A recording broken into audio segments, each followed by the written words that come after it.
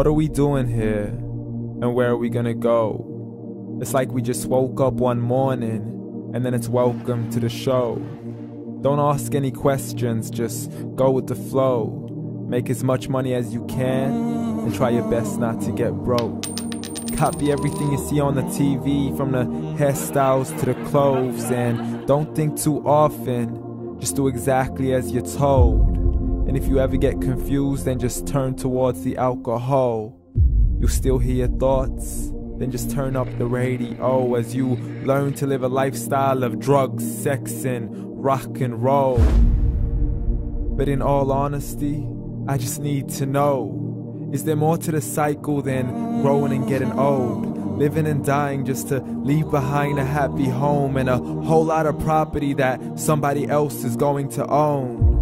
I just really need to know before the casket's closed, 'cause I'm not willing to gamble with my soul, nor am I ready to take any chances. These are just simple life questions and I'm just searching for some answers. Like, what are we doing here? And what is our purpose? How did we get here, and who made us so perfect? And what happens once we go, or is this world all really worth it?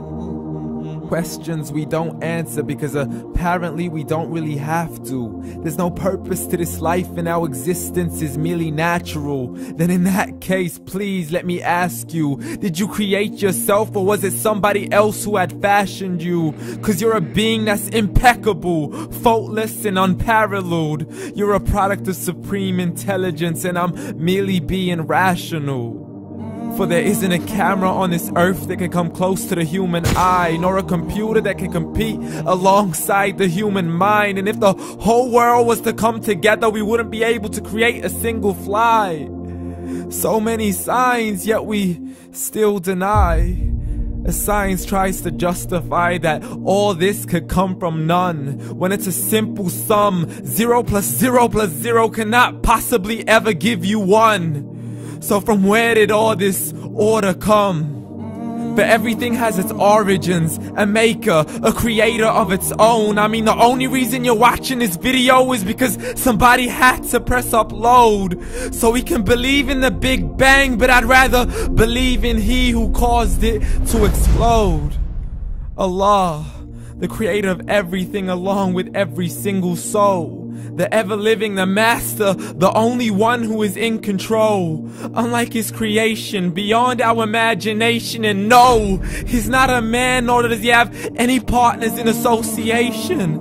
He's on his own. And no, he did not ever leave us alone.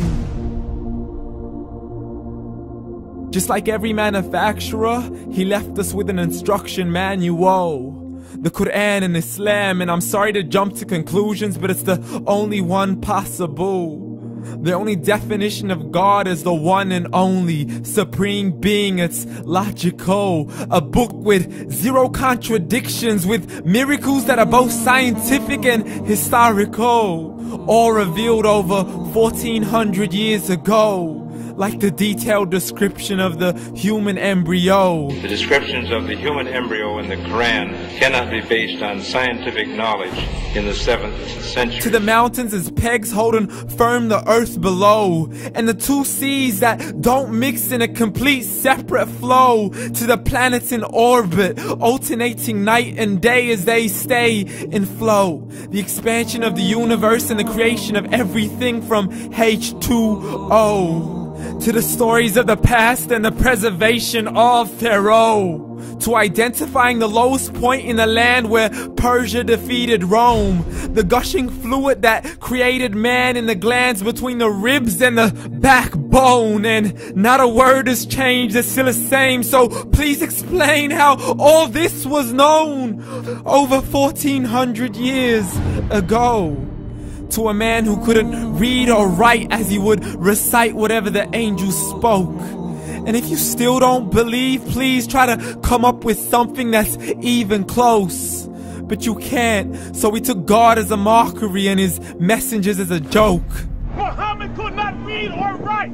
How's somebody who can't read or write gonna start a religion? Dismiss these scriptures as legends and tales of the ancient folk, as we live life according to our whims, desires, and hopes. saying this life is the only home we will ever know. We will live then die, then simply turn to bones. YOLO!